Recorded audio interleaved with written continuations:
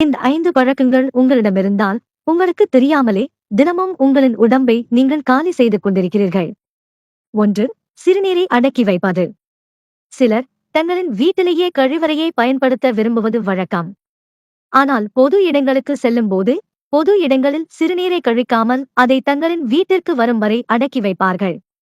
இன்னும் சிலர் வேலைப்பளுவின் காரணமாக அந்த வேலையை முடித்துவிட்டு சிறுநீரை கழிக்கலாமென்று அடக்கி வைத்து, வேலை முடியும் வரை அடக்கி வைப்பார்கள். மேலும் பலர் தூங்கியதற்கு பின் சிறுநீர் கழிக்க வரும்போது தூக்கம் கலைந்துவிடுமோ என்ற சோம்பேறித்தனத்தால் கழிவறைக்கு செல்லாமல் அடக்கி வைப்பார்கள். இப்படி சிறுநீரை அடக்கி வைப்பதால் நாளடைவில் அடிவயிற்றில் சிறுநீர்ப்பை உள்ள இடத்தில் கடுமையான வலியை சந்திக்க நேரிடும்.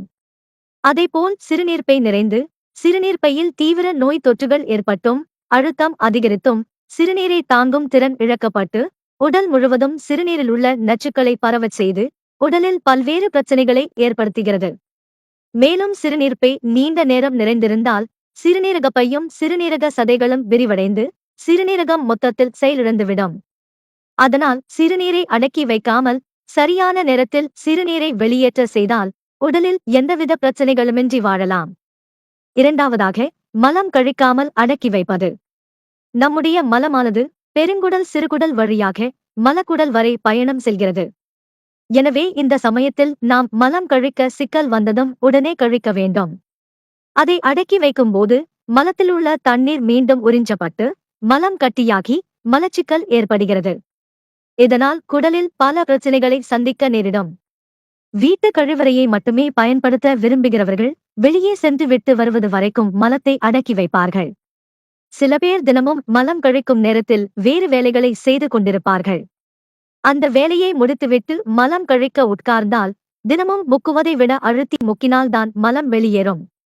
இது நாளடைவில் மலச்சிக்கலில் முடிவடைந்து பெருங்குடல் புற்றுநோய், பெருங்குடல் கட்டிகள், பித்தப்பை கற்கள் மற்றும் மூல நோய்கள் வருவதற்கு காரணமாகிறது. 3. தலைகாணி பக்கத்திலேயே போனை வைத்து படுப்பது. அலாரம் வைப்பதற்கும், நேரம் பார்ப்பதற்கும், அழைப்பு வந்தால் உடனே எடுப்பதற்கும், தூங்குவதற்கு முன் போனை நோண்டிவிட்டு தலைகாணியின் பக்கத்திலேயே நிறைய பேர் போனை வைத்துக் கொண்டு தூங்குவார்கள். இதனால் தூக்கமின்மை ஏற்பட்டு மன உளைச்சலும் வந்து சரியான தூக்கம் இல்லாததால் நாள் முழுவதும் சோர்வாகவே காணப்படுவார்கள். மேலும் போனிலிருந்து வெளியாகும் ரேடியேஷன்ஸ் மூளையில் உள்ள செல்களை பாதிப்படைய செய்து மூளை சம்பந்தமான நோய்களும் இருதயம் சம்பந்தமான நோய்களும் ஏற்படுகிறது. பெண்களுக்கு மார்பக புற்றுநோய் வருவதற்கு இதுவும் ஒரு காரணமாக இருக்கிறது. 4. லேட்டாக தூங்குவது. இரவில் நன்றாக தூங்கினால் மட்டுமே அடுத்த நாள் புத்துணர்ச்சியுடன் வேலை செய்வதற்கு உடல் தன்னை ரீசார்ஜ் செய்து கொள்ளும். தினமும் சராசரியாக ஒரு மனிதர் 8 மணி நேரம் தூங்க வேண்டும். ஆனால் வேலைப்பளு காரணமாகவும், முக்கியமாக படுக்கையிலேயே மணிக்கணக்கில் மொபைலை நோண்டுவதாலும் நேரம் தாமதித்து 3 மணி நேரம் அல்லது 4 மணி நேரம் மட்டுமே தூங்குவார்கள். இதனால் நாளடைவில் உயர் இரத்த அழுத்தம், நீரிழிவு, பக்கவாதம், இதய நோய், ஆஸ்துமா, உடல் பருமன், மன சோர்வு, குழப்பம், செயல்திறன் மற்றும் நினைவு திறனை பாதிக்கும் அபாயம் உள்ளது. 5. அளவுக்கதிகமாக இரவு சாப்பாட்டை சாப்பிடுவது. இரவில் வயிறு நிறையவே சாப்பிடுவது தூக்கமின்மைக்கு காரணமாகிறது.